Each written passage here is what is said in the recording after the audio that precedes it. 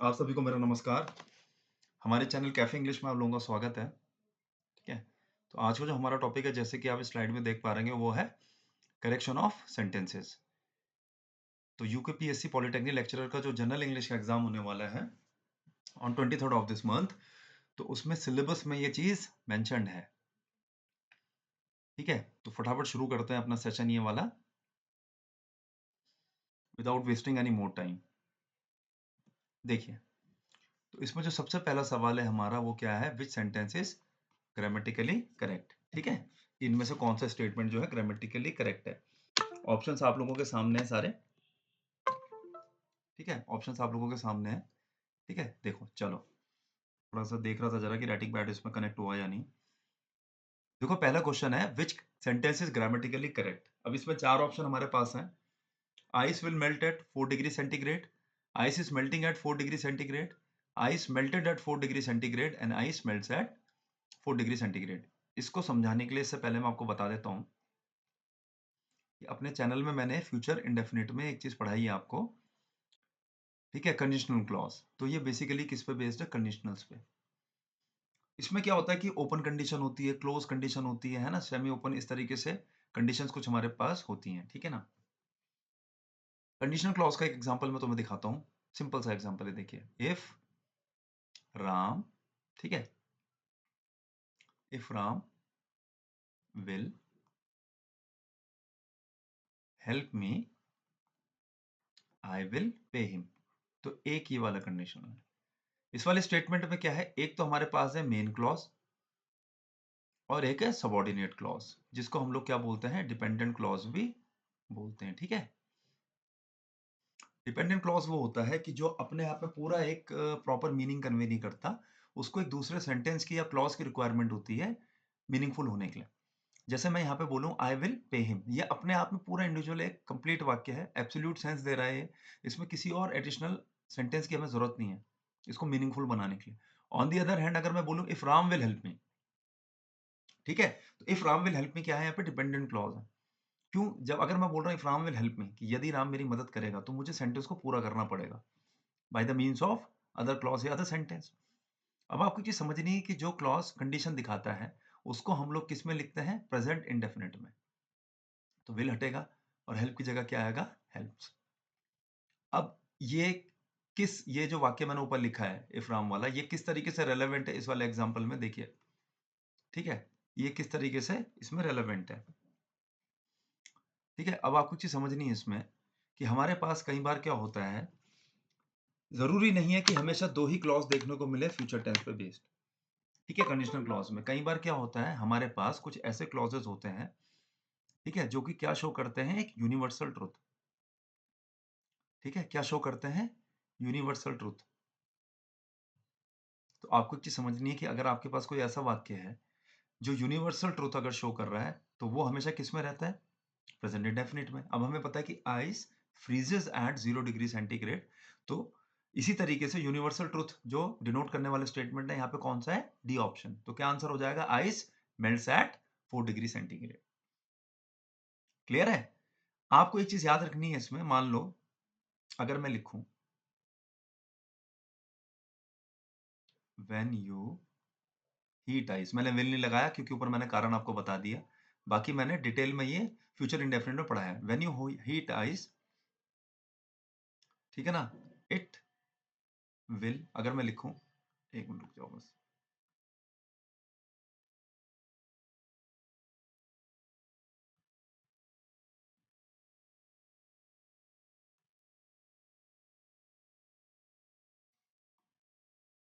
It it will melt at 4 degree centigrade. तो अगर आपको ये लग रहा है कि ये वाला वाक्य ठीक है, अब अगर आपको ये राम वाले स्टेटमेंट से इसको कंपेयर करेंगे, अगर आपको लगता है ठीक है, तो आप थोड़ा सा यहाँ पे गलत हो जाएंगे। यहाँ पे हमें एक जनरल फैक्ट की बात कर, कि जब हम आइस को हीट करेंगे तो वो मेल्ट हो जाएगी कितने पे? जब हमारा टेम्परेचर 4 डिग्री सेंटीग्रेड हो जाएगा। ठीक है। तो यहाँ पे अल्टीमेटली स्टेटमेंट को हमें क्या लिखना पड़ेगा? मेल्ट्स। क्लियर है? यहाँ ये चीज चल जाएगी। यहाँ क्यों चल रही है चीज? क्योंकि यहाँ पे यूनिवर्सल ट्रूथ की बात हम नहीं कर रहे हैं, पर यहाँ पे यूनिवर्सल ट्रूथ है। क्लियर है? तो मेन मकसद इस वाक्य को लिखने का यही था। चलिए आगे बढ़ते हैं। आइडेंटिफाई द करेक्ट सेंटेंस, ठीक है? अब देखिए फिर से आइडेंटिफाई द करेक्ट सेंटेंस में हमारे पास क्या है? ही जनरली प्लेज गुड, एक वाक्य ये है। He generally plays well, he is generally plays well, he is generally plays good.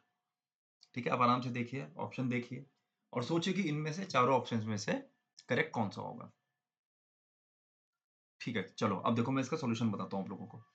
सबसे पहली चीज देखो, लास्ट वाला ऑप्शन है he is generally plays good. ये ऑप्शन तो वैसे ही गलत हो गया। एक्सप्लेनेशन से पहले मैं बता देता हूँ कि जैसे हमारे पास चॉइस है ऑप्शंस की, तो उनमें से कौन से ऑप्शंस है जिनको हम डायरेक्टली डिस्कार्ड कर सकते हैं।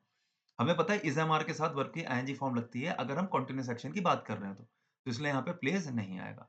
इसके साथ आता आईएनजी फॉर्म। ठीक है ना? इस वाले एग्जांपल में भी ये चीज गलत हो गई। अब आपको ये चीज समझनी है, हमारे पास बचे दो ऑप्शन, ही जनरली प्लेज गुड, ही जनरली प्लेज वेल।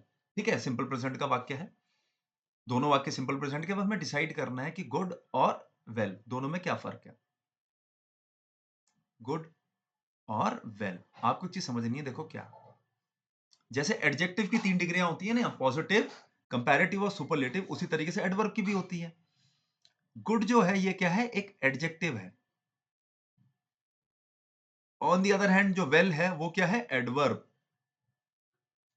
हिंदी की अगर बात करें तो दोनों एक ही सेंस देते हैं, जिसका मतलब होता है अच्छा। वो अच्छा क्रिकेट खेलता है, वो अच्छा प्लेयर है, या अच्छा क्रिकेटर है। अब बात आती है क्या करें, तो ऑब्वियस ही बात है, मैंने आंसर इसका दे ही दिया ऊपर। जब किसी व्यक्ति के बारे में या विशेषण के तौर पे हमें यूज करना है तो हम गुड यूज करेंगे, और अच्छा का सेंस देना है पर एडवर्ब के तौर पे इंग्लिश में तो हम वेल का प्रयोग करेंगे। अब यहाँ देखो, यहाँ पे ही की बात हो रही है या इसके खेलने की। तो हमें पता है कि ही जनरली प्लेज गुड। ही जनरली, वह अक्सर अच्छा खेलता है। ही इज गुड नहीं बोला मैंने, मैं ये नहीं बोला he is a good man, he is a good person. मैं कह रहा हूँ वो खेलता अच्छा है। क्लियर है? इसका मतलब उसके खेलने की बात हो रही है, मतलब हमारा फोकस वर्ब पे है। अगर फोकस वर्ब पे है तो हम एडवर्ब का प्रयोग करेंगे। एडवर्ब का प्रयोग करेंगे, इसका मतलब क्या हो जाएगा, correct answer is going to be second one. I hope ये एक्सप्लेनेशन आप लोगों को समझ में आया होगा। ठीक है, चलिए अगला सवाल। Identify the correct sentence.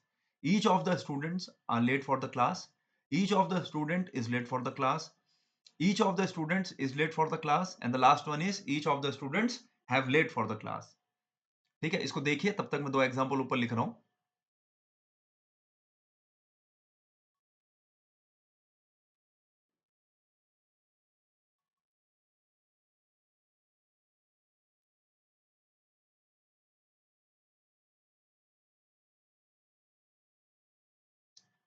चलिए देखिए, आई होप आंसर आप लोगों को पता लग गया होगा।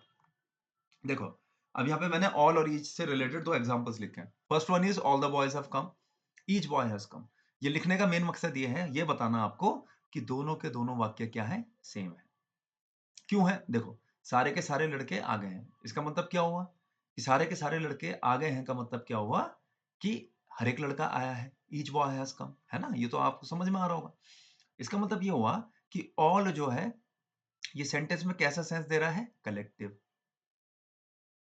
और जैसे ईच हो गया, एवरी हो गया, ये वाक्य में कैसा सेंस देता है, इंडिविजुअल। ठीक है ना? क्लियर है? ये चीज आपको समझनी है। तो अब देखो, इसका मतलब क्या हुआ कि अगर मैं बोलूं सारे के सारे बॉयज आ गए हैं या आ चुके हैं, या मैं बोलूं हर एक लड़का या हर एक बॉय आ चुका है, तो दोनों चीजें बराबर है। फर्क क्या है कि ऑल का मतलब है कलेक्टिव रिप्रेजेंटेशन, ईच का मतलब है इंडिविजुअल रिप्रेजेंटेशन। क्लियर है? और ईच के साथ देखो वर्ब कैसी लगी है यहाँ पे, सिंगुलर। तो एक चीज आपको समझनी है कि कहीं भी आप सब्जेक्ट के तौर पे ईच का प्रयोग कर रहे हैं, जिसे हम डिस्ट्रीब्यूटिव प्रोनाउन भी बोलते हैं, तो हमारी जो हमारा इससे एसोसिएटेड जो नाउन होगा, एकदम ईच के बाद जो नाउन होगा वो कैसा रहेगा, सिंगुलर। एंड ऑब्वियस सी बात है, वर्ब भी कैसी हो जाएगी, सिंगुलर। ठीक है, आओ सेंटेंस में। अब जो मेन चीज है डिस्कस करने की वो ये है कि ईच ऑफ द के बाद स्टूडेंट्स आएगा या आएगा स्टूडेंट। क्लियर है? मैं इसमें आपको एक चीज बताना चाहूंगा, देखो नीचे, अगर आपने ऑफ का यूज कर रखा है as a preposition of selection, ठीक है, कि हमारे पास कुछ संख्या है किसी नाउन की, और उनमें से हम सेलेक्ट करके कुछ लोगों के बारे में बात कर रहे हैं। वो कुछ भी हो सकते हैं, वो सारे के सारे भी हो सकते हैं। क्लियर है? या इंडिविजुअल की भी बात कर रहे हैं। तो आपको ये चीज समझनी है कि ऑफ के बाद जो सिलेक्शन वाला जो नाउन है, ये कैसा होगा, प्लूरल। कैसा नाउन होगा, ये प्लूरल नाउन होगा। भाई सीधी सी बात है, अगर आप लोगों ने कई सेलिब्रिटीज को अपने इंटरव्यू में ये कहते सुना होगा, वन ऑफ माय मूवीज या वन ऑफ द मूवी। आप एक चीज सोचिए, वन ऑफ द मूवी ये कह रहा है, तो मैं बोलूं वन मूवी या अ मूवी, तो अ मूवी वन मूवी और वन ऑफ द मूवी में कुछ तो फर्क होगा। वन ऑफ द मूवी का मतलब क्या है, ऑफ वन का मतलब क्या है, ऑफ से पहले अगर न्यूमरल वैल्यू कोई लगी है, न्यूमेरिकल वैल्यू कोई लगी है, या कोई ऐसा वर्ड लिखा है जो कोई नंबर डिनोट कर रहा है, तो आपको समझना है कि वो सिलेक्शन की बात कर रहा है। और selection is always made out of many. Selection एक में से एक का कैसे हो जाएगा, मूवी में से एक होगी या मूवीज में से एक होगी। ऑब्वियस सी बात है, आप कहोगे सर अगर एक से ज्यादा मूवीज हैं तो हम बोलेंगे मूवीज में से एक, और अगर सिर्फ सिंगल मूवी है तो मैं बोलूंगा वन मूवी, क्योंकि एक ही मूवी करी है मैंने। ठीक है, तो वहां पे वो लोग भी गलत हो जाते हैं, but all these things are unnoticed, जबकि एग्जाम पॉइंट ऑफ व्यू से इंपॉर्टेंट है। तो याद रखना कि ऑफ से पहले अगर कोई भी ऐसा नंबर है जो सिलेक्शन नोट कर रहा है, क्लियर है, तो समझ जाना ऑफ के बाद जो नाउन होगा वो कैसा होगा, प्लूरल होना चाहिए। क्लियर है, इससे एक चीज समझ में आ गई कि ईच ऑफ के बाद, ईच ऑफ का मतलब क्या हुआ, लड़कों में से हर एक। स्टूडेंट में से एक कैसे होगा, स्टूडेंट्स में से एक होगा, है ना। तो ये चीज तो क्लियर हो गई कि ईच ऑफ के बाद जो है नंबर जो नाउन का होगा it is going to be plural. Clear है, अब देखो तुमने कहा sir each of the students, ठीक है, नंबर प्लूरल है आर, स्टूडेंट्स की बात हो रही है आर लगा देते हैं, नहीं, ईच क्या है, इंडिविजुअल रिप्रेजेंटेशन की बात करता है, इसका मतलब यहाँ पे जो आर है गलत हो गया। क्लियर है, हमें ये भी देखना है कि जो भी नाउन है हमारा सिलेक्शन का, उनमें से जो हमने सेलेक्ट किया है जो उसका नंबर सिंगुलर है या प्लूरल है, तो ईच का मतलब है सिंगुलैरिटी। अगला देखिए each of the student, conceptual way में ही गलत हो गया। अगला देखिए each of the students is late for the class, ये इसका करेक्ट आंसर है। ईच ऑफ लगा है, ऑफ के बाद स्टूडेंट्स आया, स्टूडेंट्स में से हर एक की बात हो रही है, इज आ जाएगा। इसे ऐसा सोचिए, one of the movies is होना चाहिए आर, आप बोलेंगे इज आना चाहिए, one of the movies is good, movies में से एक बहुत अच्छी है, अगर मैं यहाँ टू कर देता तो आर आ जाता, अगर इस ईच की जगह मैं सम कर देता, सम ऑफ द स्टूडेंट, फिर आर हो जाता, मोस्ट होता तो आर हो जाता, टू होता maximum of the students, many of the students, majority of the students होता आर हो जाता, every one of the students होता इज लगता, वन ऑफ द स्टूडेंट्स होता इज लगता, ईच ऑफ द स्टूडेंट्स बोला है इज लगेगा। तो एक ही चीज में मैंने सारी चीज आपको बता दी, ठीक है। दूसरी चीज देखिए, जितने भी हमारे एस्पिरेंट्स हो जो इस वीडियो को देखेंगे बाद में, ये मत सोचना कि सीधा बस आंसर पे जंप करते हैं, बीच की जो चीजें मैं बता रहा हूँ, note down all those things, ये आपके हर एक एग्जाम में these things are going to be important for you. Clear है, इसलिए टाइम लगेगा इस वीडियो को खत्म करने में, ऐसे नहीं कि हाँ आंसर देखा और ऐसे तो मुझे 10 सेकंड लगेंगे इसे फटाफट खत्म करने में, चलो 10 सेकंड जल्दी बोल दियो तो 5 मिनट लगेंगे। बट बेसिकली चीज क्या है कि हर चीज जो है कंसेप्चुअल वे में आप लोगों तक पहुंचाई जाए। चलिए अगला सवाल, अब इसे देखो, fourth question is very easy, तो मैं इसमें ज्यादा टाइम लगाऊंगा नहीं। She don't understand the question, ठीक है, ऑप्शन पढ़ते पढ़ते इसका आंसर कर देना आप। She doesn't understanding the question, she didn't understands the question, and she doesn't understand the question. आपको चीज समझ नहीं है इसमें, नॉर्मल सा वाक्य सिंपल प्रेजेंट का, ही हो गया, शी हो गया, थर्ड पर्सन सिंगुलर के साथ हम लोग डज नॉट का प्रयोग करते हैं, और डू और डज के साथ वर्ब की फर्स्ट फॉर्म लगती है, मतलब वर्ब के साथ ना एस लगता है ना ई एस। शी के साथ डोंट नहीं आता, सेंटेंस गलत है। She doesn't understanding I N G form में गलत है। शी डिडंट अंडरस्टैंड गलत है, अंडरस्टैंड्स नहीं होना चाहिए थे तो अंडरस्टैंड बोलते। She does not understand the question, this is going to be my answer. Clear है, सिंपल सवाल था, ज्यादा एक्सप्लेनेशन नहीं दूंगा। Next, which sentence is properly structured, कौन से सेंटेंस का जो स्ट्रक्चर है प्रॉपर है, ठीक है। अगर देखो तुमसे कोई बेसिक सी चीज पूछे, अच्छा इंग्लिश पढ़ रहे हो, बताओ सेंटेंस की डेफिनेशन क्या है, तो सेंटेंस की जो जनरल डेफिनेशन है वो होती है कि सेंटेंस में एक सब्जेक्ट होता है, एक होती है वर्ब, और एक होता है ऑब्जेक्ट। देखो आपको एक चीज समझनी है, जरूरी नहीं है कि हमेशा जो भी मैं वाक्य बोलूं उसमें सब्जेक्ट देखने को ही मिले, और हमारे पास कुछ वाक्य ऐसे होते हैं जिसमें हमारा सब्जेक्ट एविडेंट होता है और हिडन भी होता है। एविडेंट का मतलब समथिंग विच इज ऑब्वियस, कोई चीज जो हमारे सामने है, स्पष्ट है, और हिडन भी है। कैसे, मैं बताता हूँ आपको। अगर मैं बोलूं किसी को क्लोज द डोर, तो इसका मतलब क्या हुआ, अब मैंने वहां पे तो मेंशन नहीं करा कि Ram close the door, Shyam, या यू क्लोज द डोर, या ही, है ना, मैंने तो ऐसा कुछ बोला नहीं, मैंने एक जनरल सा इंस्ट्रक्शन दिया क्लोज द डोर, तो वो अंडरस्टूड होगा कि जो स्पीकर, जो लिसनर होगा वहां पे उस समय, वो दरवाजा बंद कर देगा ऑटोमेटिकली, तो वहां पे वेल अंडरस्टूड होगा ना वो, कि इंस्ट्रक्शन किसको मिला है। क्लियर है, अब जैसे स्टूडेंट्स खड़े, क्लास शुरू हो गई, तो टीचर ने देखा, टीचर ने बोला कम इन, तो अंडरस्टूड है वो कि कम इन, वो जो टीचर ने बोला है वो किसके लिए बोला होगा, ठीक है ना। बट अगर जनरल डेफिनेशन की बात करें हम लोग, यूनिवर्सल नहीं, जनरल डेफिनेशन की बात करें तो सब्जेक्ट होता है जिसके बारे में वाक्य में बात करते हैं, या जो किसी प्रकार का एक्शन करता है, ठीक है? जो एक्शन करता है सब्जेक्ट, उसको हम मेन वर्ब बोलते हैं। जरूरी नहीं कि सब्जेक्ट हमेशा एक्शन ही करे, क्लियर है? और ऑब्जेक्ट क्या होता है? इस मेन वर्ब के रिसीवर को हम क्या बोलते हैं? ऑब्जेक्ट। ये होगी जनरल डेफिनेशन, ठीक है? रिसीवर, ठीक है? RECEIVER, ठीक है? तो स्ट्रक्चर ऐसा होना चाहिए। अब देखो, द मैन टॉल इज, गलत है। पहले सब्जेक्ट है, वर्ब है, मेन वर्ब नहीं है तो हेल्पिंग वर्ब आएगी, ऑक्सिलरी वर्ब आएगी। द टॉल मैन इज क्या? जो लंबा व्यक्ति है वो, अगर या तो इसके बारे में इंफॉर्मेशन होती, कुछ लिखता तो tall man is good, humble, polite, या इंटेलिजेंट, स्मार्ट, हैंडसम, तो सेंटेंस पूरा मानते हैं। इसमें कॉम्प्लीमेंट मिसिंग है इसका। द इज मैन टॉल, गलत। The man is tall is going to be our answer, ठीक है? Next, choose the correct sentence, ठीक है? आराम से अटेम्प्ट करके देखो, तब तक मैं कुछ जनरल इन्फॉर्मेशन शेयर करता हूँ आप लोगों के साथ। इसलिए कह रहा हूँ वीडियो प्लीज कोशिश करना थोड़ा स्पीड बढ़ा के देखें, पर देखें ठीक से, ठीक है? इससे क्या है, आपकी काफी चीजें कवर हो जाएंगी। इंपॉर्टेंट क्वेश्चंस पिक करे गए हैं हर ग्रामर के उससे, जिससे आपको हेल्प मिल जाए। और मैं दो चीजें एक्स्ट्रा ही बता रहा हूँ, सिर्फ सवाल पे ही मेरा फोकस नहीं है। आप देख रहे होंगे हर एग्जाम्पल में मैं कुछ ना कुछ एक्स्ट्रा इन्फॉर्मेशन ऐड कर रहा हूँ, ताकि आप लोगों को दिक्कत ना हो। हमारे पास कुछ कोऑर्डिनेटिंग कंजंक्शंस होता है, ये मैंने सब्जेक्ट एग्रीमेंट में, वैसे मैंने यहाँ पे और प्लेटफॉर्म से तो पढ़ाया है मैंने, यहाँ पे मैंने वीडियो अपलोड नहीं करी है अभी, धीरे धीरे करूंगा, ठीक है ना? कोऑर्डिनेटिंग कंजंक्शंस में नाइदर के साथ नॉर का कॉम्बिनेशन बनता है, आइदर के साथ और का कॉम्बिनेशन बनता है, नॉट ओनली के साथ बनता है but also. Neither Ram nor his friends, ना तो राम ना उसके दोस्त, आगे जो भी वाक्य बनेगा, आइदर राम और हिज फ्रेंड्स, या तो राम या उसके दोस्त, not only Ram but also his friends, ना केवल राम जबकि उसके दोस्त, ठीक है? अब बात आती है कि नाइदर के बाद भी कुछ सब्जेक्ट आएगा, सब्जेक्ट नंबर 1 लिख देता हूं, नॉर के बाद भी कुछ सब्जेक्ट आएगा, सब्जेक्ट नंबर 2 लिख देता हूं।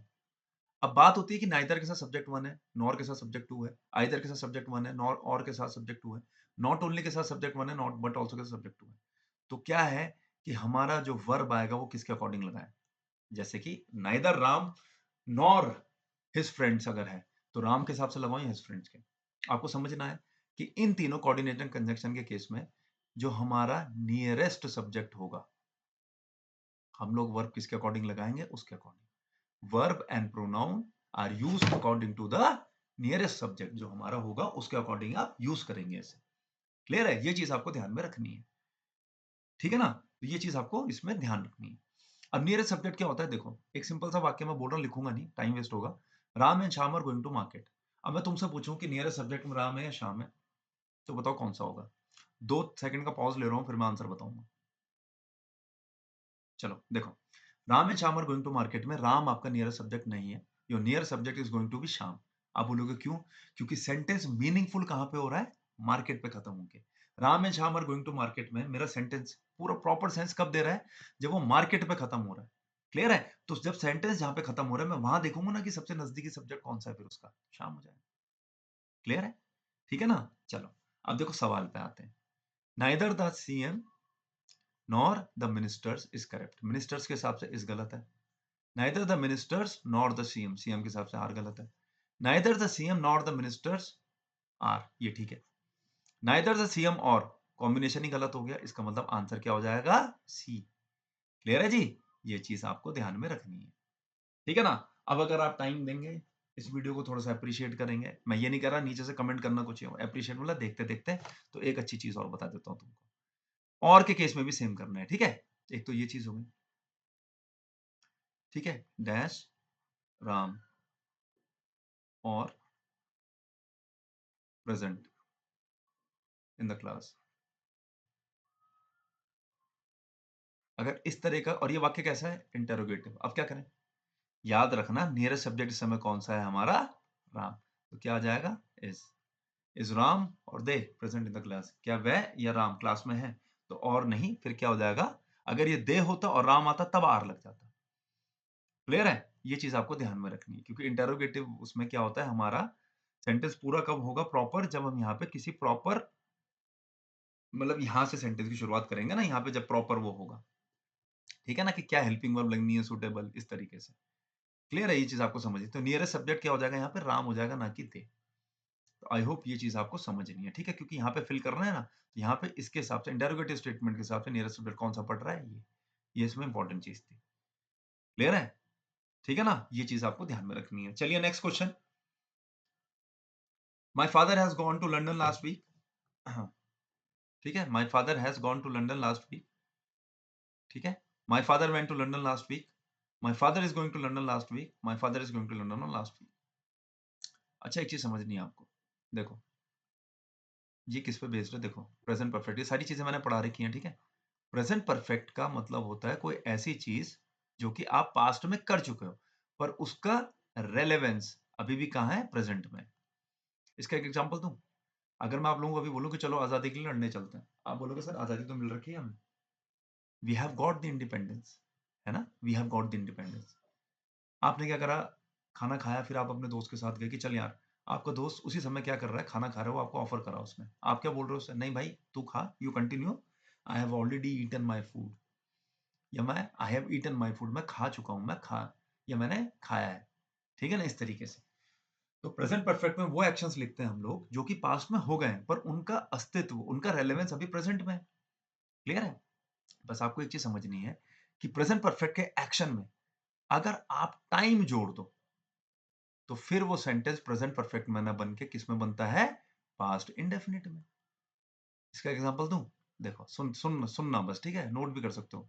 We have got the independence, अगर मैं लिख दूं कि इंडिपेंडेंस कौन से साल में आई, तो समझ जाना कि अब मैं वी हैव गॉट नहीं बोलूंगा, मैं बोलूंगा we got the independence in 1947। बस ये चीज आपको समझनी है, ठीक है। अब आंसर पे आते हैं। My father has gone, my father has gone to London last week. अब देखो यहाँ पे लास्ट वीक लगा है, जब लास्ट वीक है तो ये एडवर्ब ऑफ कौन सा है, past time. Adverb of past time वो एडवर्ब होता है जो पास्ट का बोध कराए हमें, ठीक है, पास्ट का सेंस थे। लास्ट वीक है, इसकी वजह से यहाँ पे प्रेजेंट की वर्ब नहीं आनी चाहिए। मैं कभी ये नहीं बोलूंगा I am watching a movie yesterday, मैं बोलूंगा I was watching a movie yesterday, या I watched a movie yesterday. Clear? अगला देखो, my father went to London last week, absolutely correct. Go का सेकंड फॉर्म वेंट होता है, last week लगा है, वेंट आ जाएगा।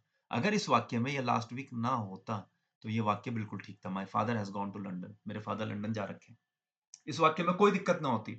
पर क्योंकि जस्ट बिकॉज यहाँ लास्ट वीक लगा है, पास्ट टेंस है, इसलिए गलत हो जाएगा। My father is going to London last week गलत है। ये सेंटेंस कैसे ठीक हो सकता था, अगर लास्ट की जगह क्या होता, नेक्स्ट वीक। ठीक है, इससे क्या पता चलता है, मैं बताता हूं। इस वाले ऑप्शन से हमें ये चीज सीखने को मिलती है कि अगर फ्यूचर का कोई डेफिनेट प्लान है, या फ्यूचर का अगर कोई प्लान्ड इवेंट है, तो आप लोग उसको प्रेजेंट कॉन्टिन्यूस में लिख सकते हो। I am going for a movie two night after this session, मैं बोल सकता हूँ आप लोगों को इस सेशन के बाद मैं आज एक मूवी देखने वाला हूँ। ठीक है, my father is going to London on last week गलत हो जाएगा बिल्कुल। ठीक है, अगर समय जैसे वीक है, मंथ है, ईयर है, अगर इससे पहले लास्ट लिखा है, या नेक्स्ट लिखा है, या दिस लिखा है, दिस संडे, या क्या लिखा है, प्रीवियस, तो याद रखना इनसे पहले नो preposition इज यूज्ड। मतलब my mother goes to temple, every every every every भी रह गया, एवरी भी होगा। My mother goes to temple on every Monday गलत है। My mother goes to temple on every Monday गलत है। My mother goes to temple on Monday बोल लो, या my mother goes to temple every Monday. Clear है? I hope ये information, तभी मैं कह रहा हूं कि सेशन को खत्म करने में ही भले टाइम लगेगा, बट अगर आप आराम से देखेंगे तो मेरी कोशिश रहेगी कि मैक्सिमम जो चीजें मैं आप लोगों के साथ शेयर कर पाऊं। ठीक है,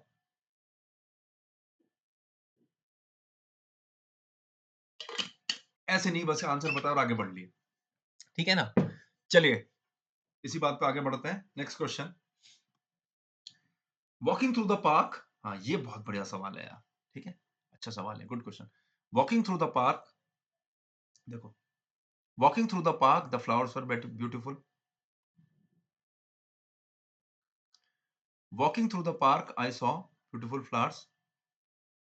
Walking through the park, beautiful flowers were seen. Walking through the park, saw a beautiful flowers. चलो देखो बताओ, walking through the park the flowers are beautiful, अच्छा सवाल है, ठीक है ना। देखो अच्छा, अब देखो इसमें एक चीज समझनी है आपको, देखो क्या है, ठीक है। चलो मैं तुम्हें ना 2 एग्ज़ाम्पल और अच्छे से बताता हूँ। देखो, हो सकता है कि आप लोगों को वीडियो बाद में बोरिंग लगे, हो सकता है, ठीक है ना? बट मेरा काम क्या है कि मैं थोड़ा ठीक से अच्छी चीज़ आप लोगों को बताऊँ यार, कॉम्पिटिशन के हिसाब से देखो।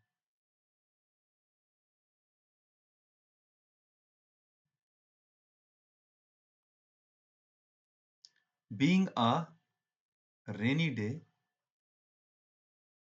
इससे आपको ये नीचे वाला एग्ज़ाम्पल जो है समझ में आ जाएगा। I decided to stay at home, ठीक है? मैं कह रहा हूँ अगर आप सेशन ठीक से देखेंगे, भले स्पीड बढ़ा के भी, definitely going to be fruitful for you, ठीक है ना? अगला देखो, being ill,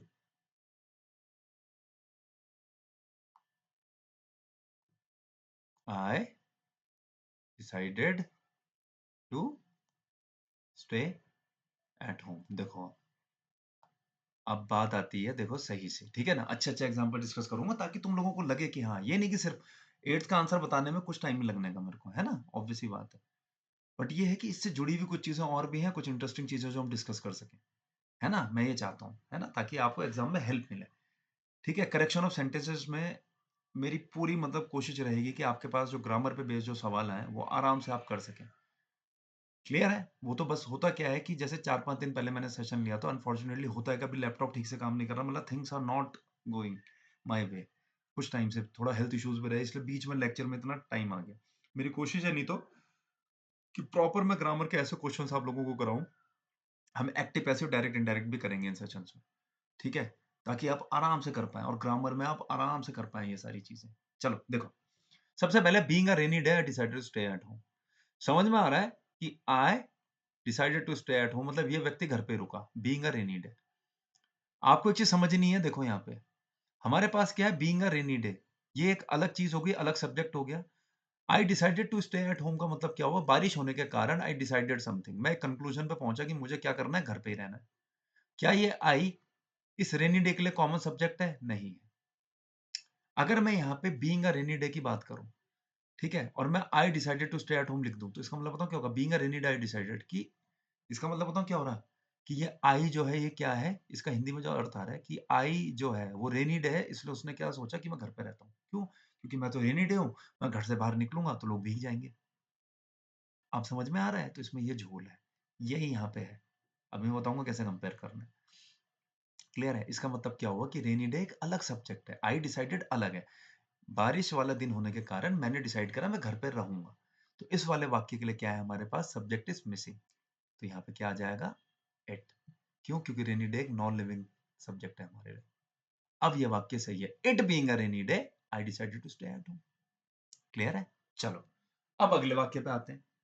being ill I decided to stay at home, अवस्था की बात कर रहे हैं। बीइंग का इस्तेमाल मतलब जैसे पास्ट एक परफेक्ट पार्टिसिपल हमारे पास होता है, ठीक है? परफेक्ट पार्टिसिपल का मतलब क्या होता है कि जहां पे हम लोग बीइंग वगैरह का प्रयोग कर लेते हैं, या हैविंग के साथ हम लोग वर्ब का थर्ड फॉर्म का यूज कर लेते हैं जब किसी एक्शन की बात करें। बीमार होना और बारिश होना एक्शन की बात नहीं है, ठीक है? बारिश का दिन है, अवस्था नहीं है ये। क्लियर है? Having finished my work I decided to leave, ठीक है ना? Having having been tired I decided to stay at home, ये होता है परफेक्ट पार्टिसिपल। तो हैविंग के साथ वर्ब की थर्ड फॉर्म, वही काम यहाँ पे बीइंग कर रहा है, इसे परफेक्ट पार्टिसिपल हम बोलते हैं, जो पास्ट की अवस्था बताता है। अब तुम बोलोगे पास्ट का कैसे पता चल रहा है? देखो ना, पास्ट की अवस्था तभी तो डिसाइडेड लिखा। कहाँ लिख रहा हूँ? Being ill I decide, being ill I decided, ठीक है? Perfect participle. अब एक चीज समझो, इस व्यक्ति ने घर पे रहने का निर्णय करा, ठीक है? घर पे रहने का निर्णय करा, कारण क्या था? बीमार होना। अब हमें पता है कि आई ही कौन है? जो कि बीमार है। क्लियर है? इसका मतलब यहाँ पे हमें सब्जेक्ट की रिक्वायरमेंट इस पर्टिकुलर वाक्य में नहीं है। क्यों? क्योंकि आई, जो I decided to stay at home है, वही बीइंग इल का क्या है? सब्जेक्ट है। क्लियर है? यहाँ पे केस थोड़ा सा डिफरेंट था। रेनी डे है, उसके लिए सब्जेक्ट की रिक्वायरमेंट थी इट, और यहाँ पे अलग सब्जेक्ट है। बारिश का दिन होने के कारण मैंने घर पे ही रहना उचित समझा। बीमार था मैं, इसलिए यहाँ पे सब्जेक्ट की रिक्वायरमेंट नहीं है। समझ में आया? तो अब इस वाले परफेक्ट पार्टिसिपल वाला जो होता है, ठीक है ना? ये बेसिकली परफेक्ट पार्टिसिपल नहीं है। क्यों? क्योंकि यहाँ पे वर्ब की आईएनजी फॉर्म लगी है। क्लियर है? ठीक है, इसे प्रेजेंट पार्टिसिपल हम बोल लेंगे। ठीक है? अब आपको एक चीज समझनी है, देखो। Walking through the park the flowers were beautiful. अब वॉकिंग थ्रू द पार्क में हमारे पास कोई सब्जेक्ट तो है नहीं कि walking through the park the flowers were beautiful. कि फ्लावर्स जो थे वो वॉक कर रहे थे पार्क के थ्रू तो वो ब्यूटीफुल था। ऐसा हो सकता है? नहीं। अब ये वाला वाक्य पढ़ो। Walking through the park I saw beautiful flowers. इसको तुम अगर नॉर्मल इंग्लिश में बोलोगे, जो हमने स्कूल टाइम से पढ़ी है, तो हम क्या बोलेंगे? आई saw beautiful flowers while walking through the park. समझ में आया? कायदे से तो यही होना चाहिए ये वाक्य, बट कंपटीशन में तो हमें नई-नई चीजें सीखने को मिलती हैं जो हमने स्कूल टाइम पे पढ़ी होती हैं, बट हमें इतना ध्यान नहीं रहता। बेसिक चीजें हम लोग थोड़ा-सा एब्जॉर्ब कर लेते हैं एकदम। ठीक है? तो walking through the park I saw beautiful flowers. तो ये इसका करेक्ट एक्सप्लेनेशन है। तो आई saw beautiful flowers walking through the park. ये आई ही कौन है? जिसने क्या करा है? वॉक करा है पार्क के थ्रू और उसके दौरान उसे क्या देखने को मिला? Beautiful flowers. क्लियर है? अगर यहाँ पे लिखा रहता, मान लो walking through the park beautiful flowers were seen by me. अब तुम बोलोगे sir I saw beautiful flowers, इसका पैसिव वॉइस तो हो जाएगा beautiful flowers were seen by me. मैं इसको आंसर कर देता हूं। नहीं, ये भी गलत है। आई सॉ ब्यूटीफुल फ्लावर्स का पैसिव वॉइस नहीं लिखना हमें। क्यों? क्योंकि वॉकिंग थ्रू द पार्क में I need a subject, not an object. यहाँ पे ब्यूटीफुल फ्लावर्स देखे गए हैं किसी के द्वारा, तो यहाँ पे तो तुमने ऑब्जेक्ट लिख दिया। इस वजह से ये जो सी वाला ऑप्शन है हमारा क्या है? गलत है। और ये तो स्ट्रक्चर ही गलत है। क्लियर है? तो स्टूडेंट्स मैं इसलिए बोल रहा हूँ, अगर ठीक से देखेंगे, रश नहीं करेंगे, तो इंपॉर्टेंट चीजें मैं जरूर डिस्कस करूंगा आप लोगों के साथ। ठीक है जी? चलिए next question. Choose the correct sentence. हाँ, ये मैंने बढ़िया लिखा हुआ है भैया। ठीक है, बढ़िया एग्जाम्पल इंक्लूड करा है, प्रोनाउन पे बेस्ड है। ठीक है, प्रोनाउन आपका मेंशन नहीं है सिलेबस में, पर जितना मैं करवाऊंगा उस पर सवाल फंस जाएगा आराम से। One of the movies he directed was a hit. One of the movie he directed was a hit. One of the movies he directed were a hit. One of the movie he directed were a hit. ठीक है, सबसे पहले क्या करते हैं? Elimination method लगाते हैं। देखते हैं कि कौन सा जो ऑप्शंस है वो ग्रामेटिकल स्ट्रक्चर प्रॉपर नहीं फॉलो कर रहे हैं। वन ऑफ द मूवी सही है? नहीं, गलत है भाई। वन ऑफ का मतलब होता है एक, ऑफ का मतलब होता है में से। मूवी में से एक होगा या मूवीज में से? तुम बोलोगे सर मूवीज में से, गलत हो गया। ठीक है, one of the movies he directed were hit. अब तुम बोलोगे one of the movies, sir ये सही है बिल्कुल एकदम। आपने बोला था वन ऑफ, कि अगर ऑफ से पहले कोई न्यूमेरिकल वैल्यू है तो उसके बाद अगर नाउन है तो प्लूरल होना चाहिए, अगर सिलेक्शन का केस है तो। मूवीज में से एक, सर बिल्कुल ठीक है। हाँ चलो ठीक है, आगे बढ़ते हैं। मूवीज में से एक ही डायरेक्टेड वर। मूवीज में से तो एक की बात हो रही है, यहाँ वर लगा हुआ है, सेंटेंस गलत हो गया। One of the movie he directed was a hit, फिर से गलत हो गया। क्यों वन ऑफ द मूवी? अब देखो, one of the movies he directed was a hit. One of the movies, movies में से एक की बात कर रहे हैं। ठीक है, उसके लिए क्या लग जाएगा? वॉज। Absolutely correct. ठीक है, ये चीज ध्यान में रखनी है। एक चीज और समझो, ऑफ जो होता है ना प्रेपोजिशन, इसके बाद क्या आता है? ऑब्जेक्ट। किसी भी प्रेपोजिशन के बाद ऑब्जेक्ट आता है। देखो एक एग्जांपल दूं, गिव इट टू आई और मी। अब आई जो है वो पर्सनल प्रोनाउन का सब्जेक्टिव केस है, मी जो है वो पर्सनल प्रोनाउन का ऑब्जेक्टिव केस है। अब तुम बोलोगे ये क्या हुआ? सब्जेक्ट में तो एक्शन करता है, एक्शन तो आई करेगा ना। I teach you.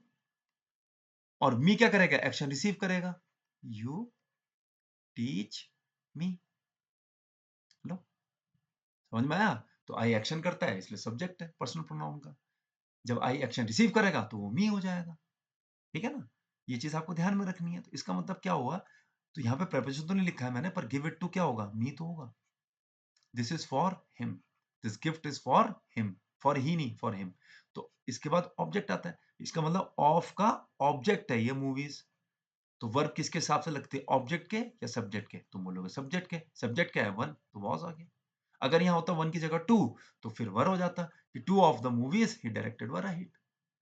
क्लियर है? इसी बात पे अगला सवाल हो जाए। अब ये बताओ यार, ये बहुत बढ़िया सवाल है भैया। ठीक है स्टूडेंट्स, अगर ठीक से देखेंगे, फिर से आग्रह कर रहा हूँ, अगर ठीक से देखेंगे तो बहुत मजा आएगा आप लोगों को इस सेशन में। और बहुत सारी चीजें जो 20 के 20 सवाल ही हैं, एग्जाम पॉइंट ऑफ व्यू से बहुत इंपॉर्टेंट है। ठीक है, जैसे जैसे मुझे चीजें ध्यान आती रही, वैसे वैसे मैंने क्वेश्चंस इंक्लूड कर रहे हैं आप लोगों के लिए। ठीक है, फिर हम सिंथेसिस पे भी एक सेशन रखेंगे। वन वर्ड सब्स्टिट्यूशन वगैरह का जो सेशन होगा वो देखूंगा मैं, अगर ठीक लगा मुझे तो लास्ट में, नहीं तो ये चीजें खुद से पढ़ने वाली होती हैं।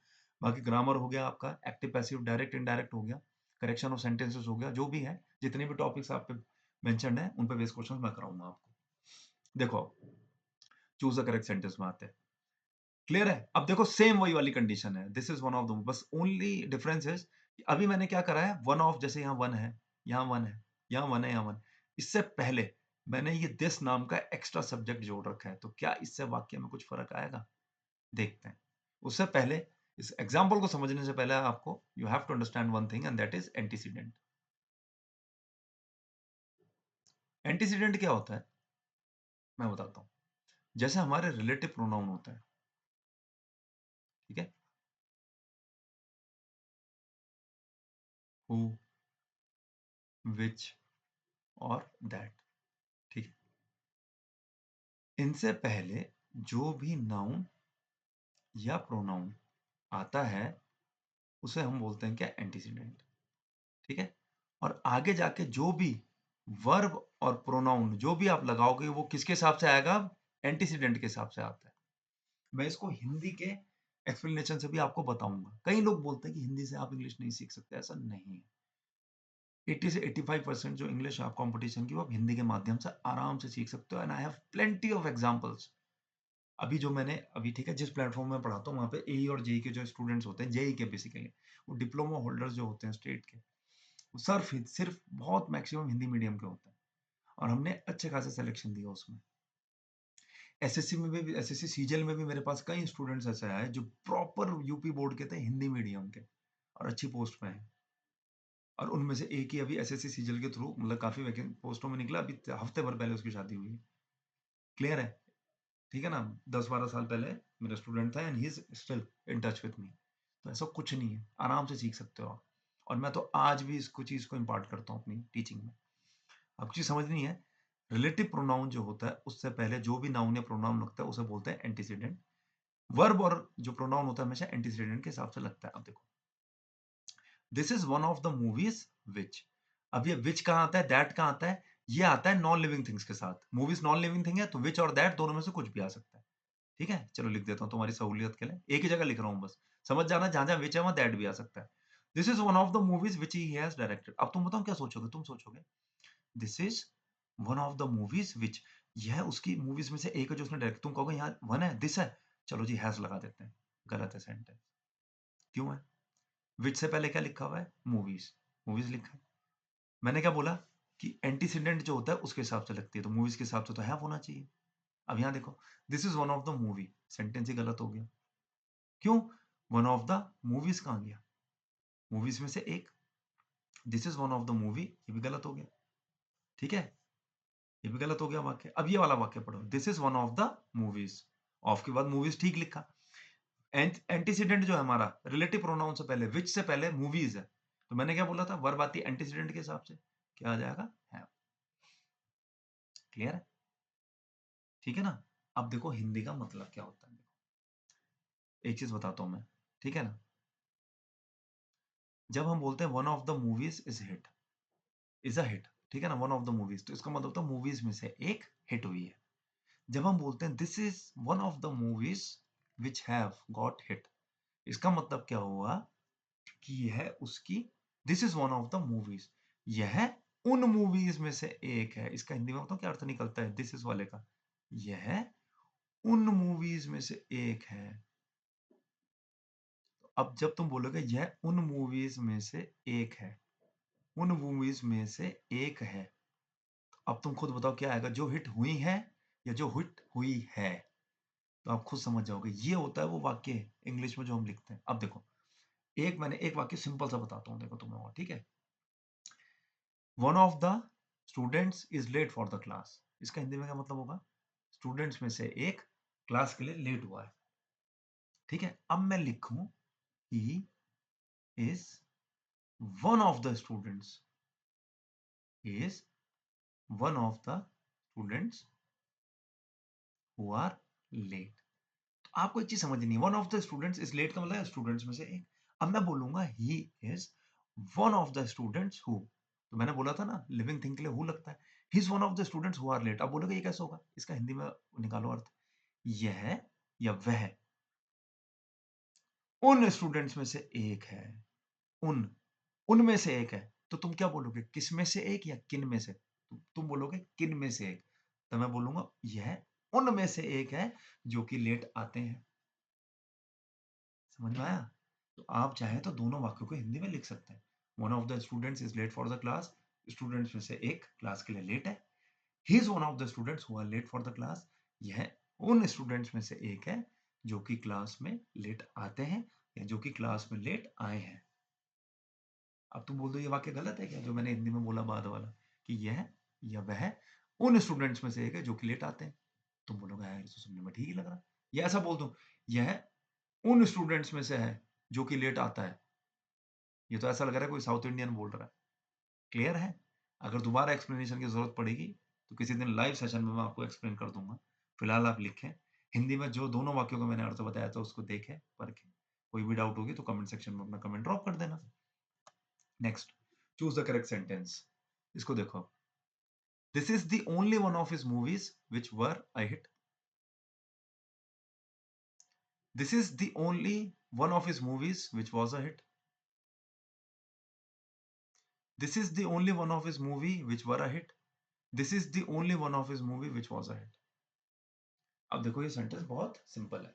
देखो, this is the only one of his movies which were a hit. अब आपको पता है, ठीक है, आप बोलोगे this is the only one of his movies, आप बोलोगे मूवीज है, ठीक है, विच से पहले मूवीज है, पर आप बोलोगे ये आंसर होना चाहिए। चलो ठीक है, this is the only one of his movies which was, ये भी देखो, this is the only one of his movie, ये दोनों ऑप्शन तो गलत हो गए। क्यों? क्योंकि वन ऑफ के बाद तो नाउन प्लूरल रहना चाहिए, जो कि नहीं है। अब बात आती है दोनों में से आंसर कौन सा होगा। मैं आपको बता देता हूं, इसमें आंसर ये नहीं है, इसमें आंसर होगा वॉज। कंफ्यूज होने की जरूरत नहीं है। आई एग्री कि विच से पहले, मैं मानता हूं कि यहाँ पे विच से पहले क्या लिखा है, मूवीज, पर आपको चीज समझनी है कि ओनली वन की बात कर रहा है। तो ओनली का मतलब तो क्या हुआ, सिर्फ एक। ये चीज आपको ध्यान में रखनी है।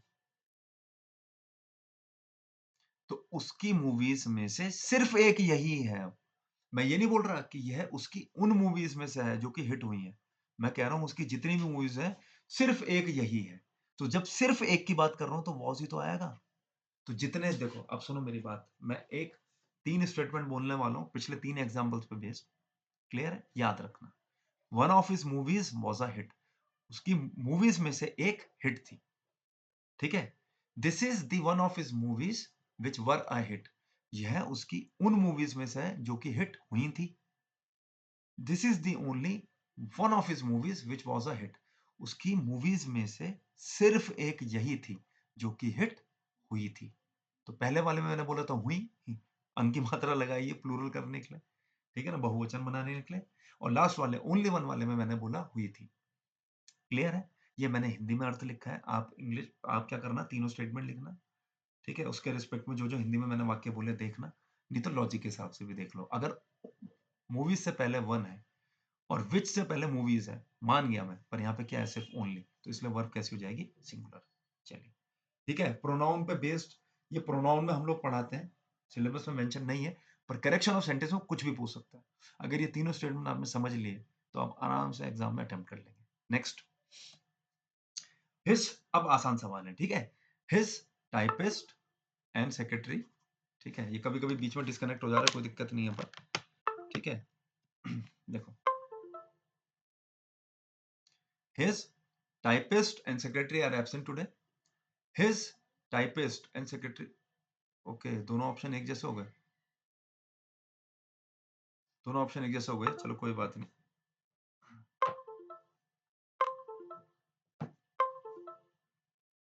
Next, his typist and secretary are absent today. His typist and secretary has absent today, ये हैज और हैव तो आएगा नहीं, हमें वर्ब चाहिए, पोजेशन तो बता नहीं रहे जो हैज और हैव लगाएंगे। अब देखो, इसमें एक ऑप्शन है, इसको मैं ठीक कर देता हूँ, ठीक है, इसको आर की जगह मानो इज, ठीक है, टाइपिंग मिस्टेक है, क्या आएगा, ठीक है। तो चलिए, अब टाइम तो काफी हो ही गया, आपने पढ़ तो लिया ये क्वेश्चन, मैं इसका आंसर बताता हूँ, इसका आंसर है ये, ठीक है। पजेसिव प्रोनाउन कितने लगे हैं, ठीक है, एक डिटर्मिनल लगा है, दो नाउन से पहले, टाइपिस्ट और सेक्रेटरी से पहले एक डिटर्मिनल लगा है, इसका मतलब हम एक ही पर्सन की बात कर रहे हैं, जो उसकी टाइपिस्ट है वही सेक्रेटरी भी है, तो इसलिए इज आ जाएगा। अगर ये लिखता his typist and his secretary, तब होता आर। ये चीज समझनी है आपको। क्लियर है? जैसे महेंद्र सिंह धोनी कुछ साल पहले हमारी टीम के क्या थे, कैप्टन और विकेट कीपर, तो अगर मैं लिखूं the captain and wicket keeper, तो इसका मतलब क्या हुआ, I am referring to the same person, ठीक है, विकेट कीपर। ठीक है, थोड़ा हैंड राइटिंग को अवॉइड करना, कोई दिक्कत नहीं है, बोल तो ठीक ही रहा हूं मैं, ठीक है ना, अगर ऑडियो में भी दिक्कत हो समझ में आता है, ठीक है, थोड़ा सा हैबिचुअल हो जाऊंगा मैं इस पेन को, ये डिजिटल पेन को चलाने का, फिर दिक्कत नहीं होगी। The captain and wicket keeper, एक ही आर्टिकल लगा है, इसका मतलब सेम पर्सन। तो the captain and wicket keeper of team India is coming, अगर यहां होता the captain and the wicket keeper, अगर यहां भी द लगा देता, तब ये क्या हो जाता, प्लूरल। याद रखना, अगर एक आर्टिकल है तो एक व्यक्ति है, ठीक है, एक डिटर्मिनर है तो एक व्यक्ति है, अगर दो है तो इसका मतलब क्या होगा, दो। जैसे मैं बोलूं अ ब्लैक एंड व्हाइट डॉग, इसका मतलब जो डॉग है वो ब्लैक एंड व्हाइट मिक्सचर है। अगर बोलूं अ ब्लैक एंड अ व्हाइट, तो समझ जाना फिर दो अलग अलग है। आगे बढ़ते हैं इसी बात पे। हाँ, ये बढ़िया सवाल लिखा मैंने, ठीक है, वैसे ये अदर प्लेटफॉर्म्स में मैंने पढ़ाया है, बट ठीक है, अब क्योंकि मैं एकदम से अपने चैनल में सारी चीज़ों एक साथ पढ़ा नहीं सकता, तो आप क्या करें, जो क्रक्स है हर चैप्टर का, उस पे बेस्ड क्वेश्चंस मैं इंक्लूड कर रहा हूँ इन सेशंस में, और डेफिनेटली हेल्प करेंगे ये आपकी। क्लियर है? ठीक है ना? बस मेरा इतना एक वो है आपसे, एक रिक्वेस्ट है कि जितने जो हमारे पॉलिटेक्निक लेक्चर के एस्पिरेंट्स हैं, जो अपने जानने वाले जो लोग हैं, उन तक ज़रूर पहुँचा देना बस ये। लाइक करें, शेयर करें, सब्सक्राइब करें, it is their call, but at least उनसे शेयर कर देना ये। क्लियर है? ठीक है, इस पे बेस को फिर देखेंगे जरा कि जब फाइनली आपको 23 मार्च को एग्जाम हो जाएगा, तो देखेंगे कि कितनी चीजें ग्रामर से पढ़ाई हुई हम लोगों की वहां फंसी हैं। ठीक है, बाकी सेशन में कराता रहूंगा। देखो, Kalidas is Shakespeare of India, Kalidas is a Shakespeare of India, Kalidas is Shakespeare of India, Kalidas is the Shakespeare of India, ये चार ऑप्शन है। आपकी चीज समझनी है, जब हम किसी प्रॉपर नाउन का, ठीक है, कंजक्शन वगैरह सारे करवाऊंगा, प्रॉपर नाउन का कंपैरिजन करते हैं किसी दूसरे प्रॉपर नाउन से, है ना, होता है ना, हमारे यहाँ की कोई पर्सनैलिटी है, कोई शख्सियत है, हमने देखा कि हाँ यार, दूसरे देश की शख्सियत और हमारे देश की शख्सियत के बीच में कुछ कॉमन फीचर्स है, कॉमन क्वालिटीज है, और उसके आधार पे हमने कंपैरिजन कर दिया, तो वहां पे आर्टिकल किसका प्रयोग करते हैं हम लोग, आर्टिकल द। ठीक है जी। अब देखो, कालिदास जो है वो यहाँ के फेमस थे, शेक्सपियर जो थे वो ब्रिटिश के थे, मैं कह रहा हूं कि कालिदास जो है वो शेक्सपियर है कहाँ, भारत के, तो इसका मतलब क्या आ जाएगा, ये वाला answer, Kalidas is the Shakespeare of India. एक एग्जांपल और दूं, Narendra Modi is the Obama of India, Hrithik Roshan is the Michael Jackson of India, Prabhu Deva is the Michael Jackson of India. ठीक है, तुम्हारा कोई दोस्त है जिसकी मैथ बहुत अच्छी है, तो तुम क्या बोलोगे, ही is the Ramanujan of our class. होता है ना, जो बहुत इंटेलिजेंट होता है, तो हम फेमस पर्सनैलिटीज के साथ उसको एट्रीब्यूट एसोसिएट कर देते हैं, he is the Ramanujan of our class, कि वो हमारी क्लास का रामानुजन है, तो ही फिक्स है, तो द आ जाएगा। क्लियर है? इसमें एक चीज और याद रखना, देखो, अगर मान लो तुम्हारे पास सेंटेंस ऐसा आया कि fill in the blanks with suitable article, ठीक है, और सवाल आया है ये, ठीक है, अब क्या करेंगे, दा लगा दूं, अगर ऐसा आया dash Shahrukh sits in my class, और उसने पूछा कि आर्टिकल लगाओ, तीन ऑप्शन देगा, ए एंड द और नो आर्टिकल, तुम लिखोगे नो आर्टिकल, तो समझ जाना है कि तुम्हारा आंसर गलत है, वो किसी सेंस में कह रहा है, वहां पे वो सेंस क्या है कि शाहरुख खान की बात कर रहा है वो, तो यहाँ पे क्या लग जाएगा, आर्टिकल ए। इसका मतलब क्या हुआ, जब किसी से रिजेंबल करते हुए हम नाउन के बारे में बात करें, तो हम आर्टिकल ए का इस्तेमाल करते हैं। अब तुम बोलोगे रिजेंबल तो यहाँ भी कर रहे हो आप, कालिदास से और शेक्सपियर से रिजेंबलेंस निकाल रहे हो, पर यहाँ पे दोनों नाम डिफाइंड है, कालिदास का और शेक्सपियर का, यहाँ नाम एक ही का डिफाइंड है, कंपैरिजन नहीं हो रहा, कंपैरिजन तो हो रहा है, पर किस व्यक्ति का हो रहा है ये नहीं पता, जिस व्यक्ति से कंपैरिजन हो रहा है सिर्फ उसका नाम है।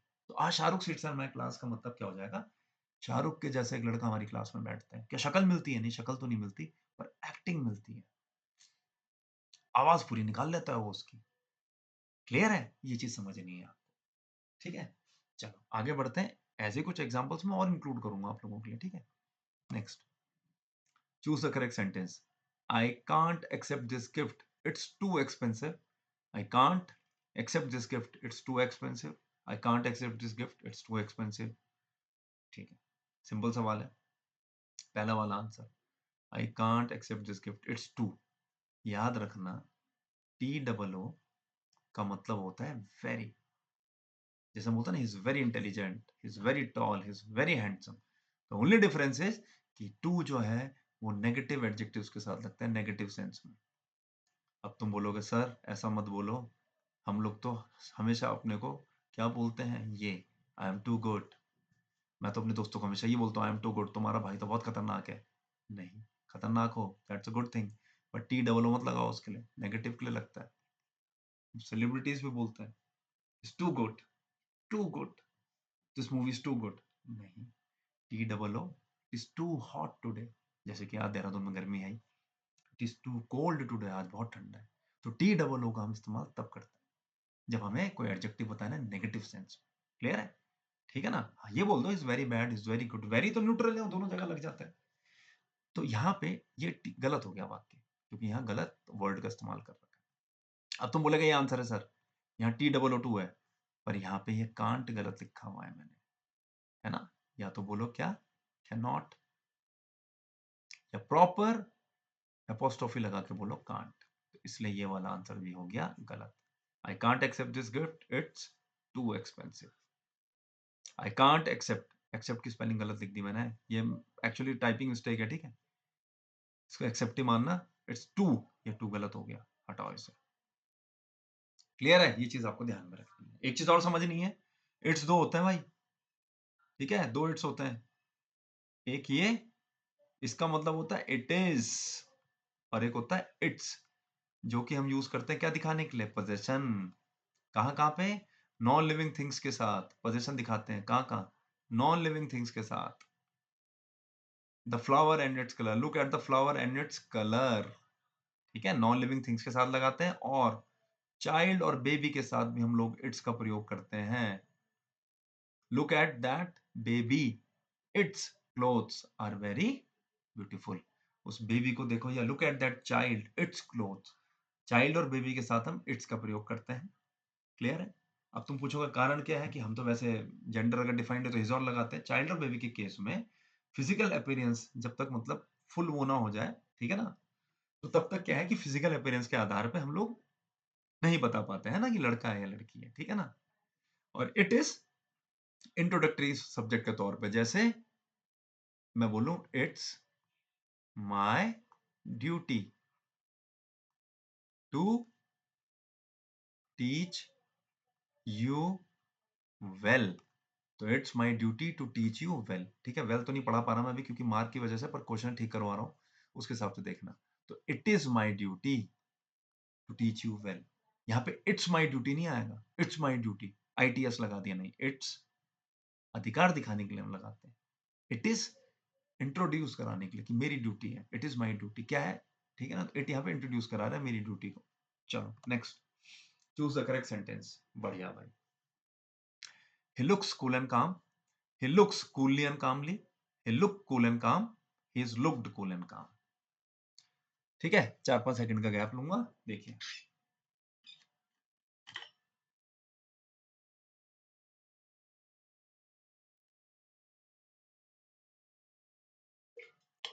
देखो, आपको एक चीज समझनी है। देखो, हमारे पास कुछ वर्ब्स होती हैं, जैसे लुक्स, लुक हो गया, टेस्ट हो गया, ये वर्ब ऑफ परसेप्शन है, ठीक है ना? ये क्या करती हैं, ऑब्जेक्ट का भी डिफाइन कर सकती हैं, और क्या कर सकती हैं, डायरेक्ट सब्जेक्ट को भी डिस्क्राइब कर सकती हैं, है ना? सब्जेक्ट सब्जेक्ट का डिस्क्रिप्शन भी देती हैं ये वर्ब्स। क्लियर है? ये चीज आपको ध्यान में रखनी है। मैं तुम्हें सब बताऊंगा अभी, एक एग्जांपल दूं इसका। देखो, the mango tastes sweet, he speaks, क्या हुआ है,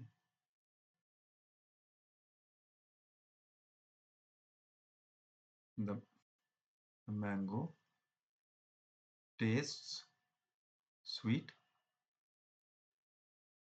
he speaks sweet। ये एडवर्ब का सवाल है तुम्हारा, ठीक है ना? एडवर्ब मेंशन है ना, सब बताऊंगा, ठीक है? देखो, the mango test sweet, he speaks sweet या स्वीटली। अब क्या करें? अब एक चीज देखो, द मैंगो, मैंगो कभी एक्शन कर सकता है? कर सकता है, पेड़ से गिर के किसी के सर पे टकरा जाए, जमीन पे गिर जाए तो अलग बात है। मैंगो खुद को टेस्ट करने का एक्शन कर सकता है? नहीं।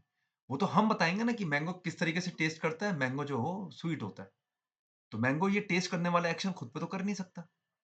तो सिर्फ क्या है कि यहाँ पे कि मैंगो को डिस्क्रिप्शन दिया जा रहा है कि मैंगो का जो टेस्ट होता है कैसा होता है? स्वीट। और ये कौन बताएगा? कोई अदर पर्सन। क्लियर है? तो यहाँ पे तो स्वीट आ जाएगा, तो यहाँ पे वर्ब ऑफ परसेप्शन हो गई। अब देखो ही स्पीक्स, वह बोलता है। किस तरीके से? तरीका क्या है उसका बोलने का? स्वीट या स्वीटली? तो मुझे पता है कि स्पीक वर्ब के लिए मुझे क्या चाहिए यहाँ पे? स्पीक के लिए मुझे कोई इन्फॉर्मेशन चाहिए एक्स्ट्रा। स्पीक यहाँ पे क्या है? वर्ब। और वर्ब के लिए जो इन्फॉर्मेशन देने वाला शब्द होता है वो क्या होता है? एडवर्ब। तो क्या आ जाएगा? He speaks sweetly. समझ में आया? आओ वापस इस पे। ही looks cool and calm. He looks coolly and calmly. He look verb गलत हो गया। ही के साथ तो लुक्स होना चाहिए। ही इज लुक्ड गलत हो गया। अब बात करते हैं दोनों में से क्या आएगा। अब देखो एक चीज, ही लुक्स, ही लुक्स वह देखता है, कूलली एंड कामली। अब इसको एक चीज समझना है। देखो अगर मैं पहला वाक्य बोलूं ही लुक्स कूल एंड काम, इसका मतलब क्या हो? वो कैसा दिखाई दे रहा है? वो कैसा दिखाई देता है? बहुत ही कूल एंड काम, है ना? उसकी पर्सनैलिटी कैसी है? Very cool and calm. He looks coolly and कामली का मतलब क्या होता है? वह देखता है, मतलब वो देखता है किसी को कैसे? बहुत आराम से, धैर्य से। क्या करें अब? दोनों पॉसिबल हो सकते हैं आंसर। मैं आपको बताता हूँ, दुविधा दूर करता हूँ। Answer is going to be first one. तुम बोलोगे क्यों sir? He looks cool and calm क्यों बोल रहा है? ये क्यों नहीं बोल रहा? क्यों? He looks coolly and calmly at his wife. अब ये वाक्य ठीक है भाई। गलत क्यों हो गया? क्योंकि ऑब्जेक्ट मिसिंग है। ऑब्जेक्ट क्या है? मिसिंग है। बस ये था। He looks at her wife coolly and calmly, या he looks coolly and calmly at his wife. Her wife नहीं, सॉरी, हिज वाइफ। समझ में आया? क्योंकि यहाँ पे ऑब्जेक्ट मिसिंग है। यहाँ देखो ही लुक्स कूल एंड काम, वह कैसा दिखाई देता है? कूल एंड काम। तो इसका जो डिस्क्रिप्शन है वो कौन देगा? Some other person. Other person इसकी पर्सनैलिटी को डिस्क्राइब करेगा, इसलिए इन्हें वर्ब्स ऑफ परसेप्शन बोलते हैं। अदर पर्सन देगा इस चीज का डिस्क्रिप्शन। यार वो ना बहुत कूल और काम दिखाई देता है, बिल्कुल एकदम वो कूल और काम है, बिल्कुल एकदम। वो कूलली और कामली देखता है हमेशा, किसकी प्रति? हमेशा औरों के प्रति, या औरों की तरफ, या अपने वाइफ की तरफ। आई होप ये समझ में आया होगा। ठीक है, और आपको इंटरेस्टिंग लग रहा होगा ये सेशन। नेक्स्ट, अच्छा सवाल है ये भी। The jury was divided in its opinion. The jury was divided in its opinion. The jury were divided in their opinion. The jury was divided in their opinion. Jury. Jury basically क्या होता है? Jury basically is a panel of judges, है ना? जजेस का panel होता है ये। जैसे आप रियलिटी शोज वगैरह देखते होंगे, उसमें डांस शोज होते हैं हमारे, उसमें जूरी क्या करती है? डिसाइड करती है। जूरी के लिए आपको एक चीज समझनी है कि जूरी के लिए एक टर्म यूज होता है, that is unanimous decision. Unanimous decision, जिसको हम बोलते हैं क्या? एकमत राय। एकमत राय। यूनानिमस डिसीजन का मतलब, जूरी का बेसिकली फॉर्मेशन ये होता है कि बिना किसी डिफरेंस के, आपस में मतभेद में, ठीक है, मतभेद के एक निर्णय निकल के आया सर्वसहमति से, उसे हम बोलते हैं एकमत राय। जब इस तरीके से कोई निर्णय निकल के आते हैं तो जूरी को हम मानते हैं एक सिंगल बॉडी, और उसके साथ जो वर्ब होती है वो आती है सिंगुलर। मतलब the jury has given its decision. तब ये नहीं होगा the jury have given their decision, नहीं, the jury has given its decision. अगर वो एक यूनानिमस एक मत राय पे है। अगर डिवीजन हो जाए, जूरी में मतभेद हो जाए, डिफरेंसेस आ जाए उनके ओपिनियंस में, तो हम फिर जूरी को एक बॉडी ना मान के उसको प्लूरल ही ट्रीट करेंगे, क्योंकि उसके मेंबर्स अब यूनाइटेड नहीं है, सेपरेट हो गए। तो ऐसे केस में हम लोग क्या करते हैं? फिर जूरी को प्लूरल मानते हैं। डिवीजन की बात हो रही है तो सीधा सीधा आंसर हो जाएगा सी वाला। The jury were divided in their opinion. Opinions भी लिख सकते हो, इन देयर ओपिनियंस। ओपिनियन होगी ना अलग अलग, एक ने कहा ये विजेता होना चाहिए, एक ने कहा ये नहीं, तीसरे ने कहा मुझे नहीं पता, मैं तो इंटरेस्टेड ही नहीं हूं, मैं तो जबरदस्ती बुलाया इन्होंने जज करने के लिए। तो आई होप ये चीज आपको समझ में आई होगी। Next, choose the correct sentence. Never I have seen, ये 2000 आई थिंक 16-17 में एनडीए में आया था। Never I have seen such a beautiful place before. Never I have seen such a beautiful place before. Never have I seen such a beautiful place before. Never have seen I such a beautiful place before. ठीक है, चार option पढ़ो फिर मैं answer बताता हूँ। चलो जी देखो, सबसे पहला ऑप्शन कंसीडर करेंगे नेवर, ठीक है? रूल मैं बाद में बताऊँगा इससे रिलेटेड क्या है, पहले इसको देखो। नेवर आई हैज़ सीन गलत हो गया। क्यों? क्योंकि हैज़ के साथ आई तो लगता ही नहीं, पहला वाक्य गलत हो गया। Never I have seen such a beautiful, इसको अभी रख लेते हैं, सस्पेंस में है अभी। Never have I seen suspense में। नेवर हैव सीन आई गलत है, स्ट्रक्चर में गलत है। हेल्पिंग वर्ब क्या करते हैं? या तो सेंटेंस के एकदम सब्जेक्ट के एकदम बाद आती है, उससे पहले ही आती है। प्रश्नवाचक वाक्य में पहले आती है एकदम, या तो सेंटेंस के या सब्जेक्ट के बाद आती है। इसने तो सेंटेंस का स्ट्रक्चर ही चेंज कर दिया। हैव सीन है, ये जो मेन वर्ब है, ये तो सब्जेक्ट के बाद आनी चाहिए थी। चाहे इंटरोगेटिव चाहे नॉर्मल, तो ये तो स्ट्रक्चर वाइज वैसे ही गलत हो गया। अब बात I never I have seen सच, अब तुम सोचोगे इसमें क्या करें दोनों? नेवर आई हैव सीन बोले या नेवर हैव आई सीन बोले? मान लो तुम इस सवाल में ऐसी दुविधा में फँस जाओ, ठीक है? अब आपको चीज़ समझनी है। इस वाक्य को एक बार अपने भाषा में सोचो कि आपने स्कूल टाइम पे कभी सुना हो या पढ़ा हो, या अगर आपको सिंपल भाषा में लिखनी हो। जब when you don't have to do anything, ठीक है, विद दिस वर्ड कॉम्पिटिशन, सिर्फ अपनी भाषा में बोलनी होती, तो तुम बोलते, सर अगर अपनी भाषा में मुझे वाक्य बोलना होता ना, तो मैं बोलता आई हैव नेवर सीन, और आगे जो भी वाक्य था कि I have never seen such a beautiful place before, मैं तो ऐसा बोलता आई हैव नेवर सीन। तो आई हैव नेवर सीन जब तुमने बोला है, इसको इसने लिख दिया नेवर आई हैव सीन, हमने तो ऐसा वाक्य कभी सुना ही नहीं। हमने तो जनरल इंग्लिश में हमेशा ये बोला आई हैव नेवर सीन, इसका मतलब ये वाक्य गलत हो गया। बचा ही क्या option, never have I seen such a beautiful place before. अब तुम बोलोगे क्या कर रहे हो ये, तो मैं बता देता हूँ कि अगर, मैं बता देता हूँ यहाँ पे क्या करना है।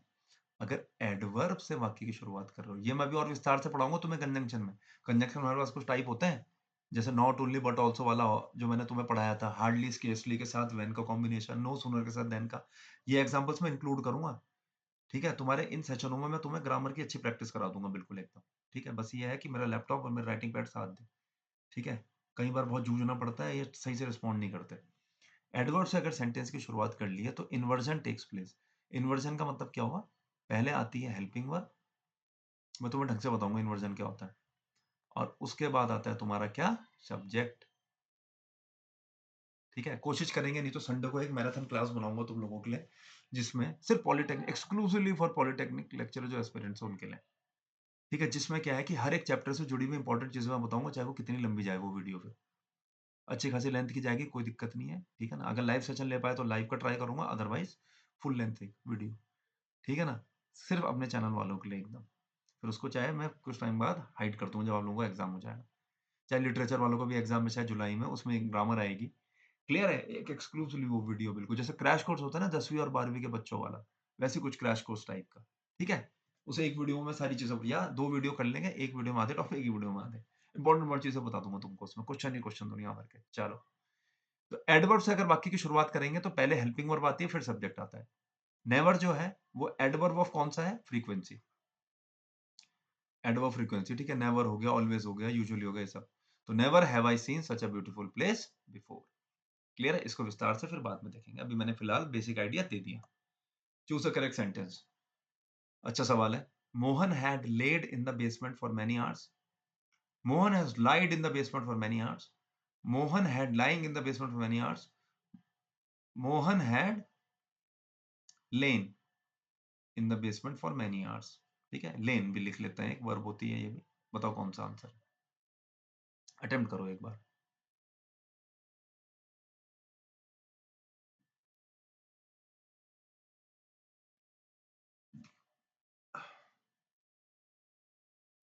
तब तक मैं तुम लोगों के लिए एक चीज लिख रहा हूं।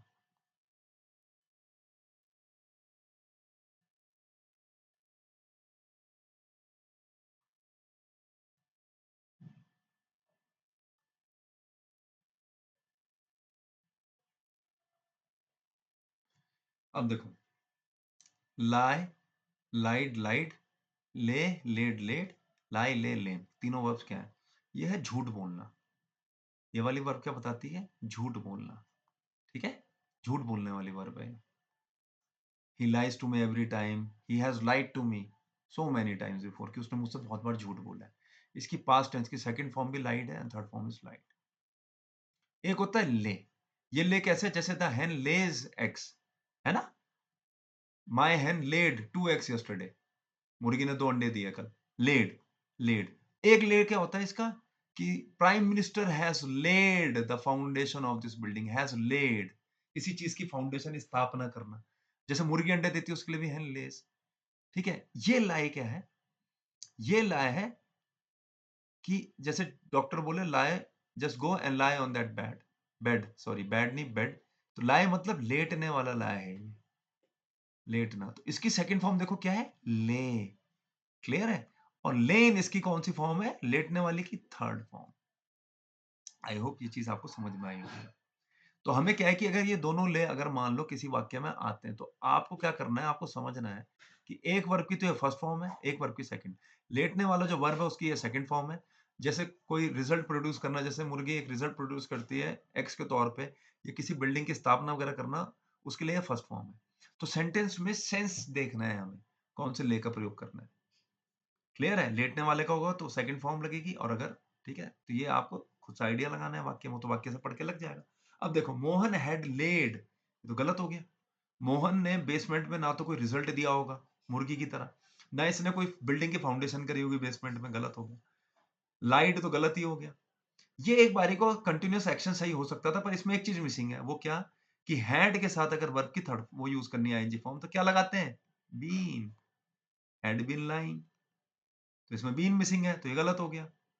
लास्ट ऑप्शन क्या बचा, Mohan had lain in the basement for many hours. इसका मतलब मोहन जो था वो बेसमेंट में पड़ा हुआ था काफी देर से, हो सकता है अनकॉन्शियस हो गया।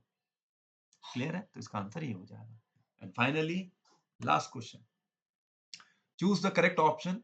ही insisted on paying the bill dash he had forgotten his wallet. बताओ। अब देखो इसमें चार ऑप्शन है तुम्हारे पास, even though, despite, because, although. बताओ क्या आएगा। He insisted on paying the bill dash he had forgotten his wallet। देखो ये मैं सारी चीजें तुम्हें बताऊंगा अभी, ठीक है ना, अभी just we have just started. 20 सवालों में कुछ होने का नहीं। ठीक है, कोशिश करूंगा कि मैं वीडियोस बस, मैंने आपको बताया ना इक्विपमेंट साथ देते रहे, तो मैं कोशिश करूंगा वीडियोस रेगुलर बेसिस पर अपडेट करता रहूं, ताकि ग्रामर का सेक्शन एटलीस्ट आपको स्ट्रांग हो जाए, और जो रही बची हुई चीजें वो आपको करवा दूं।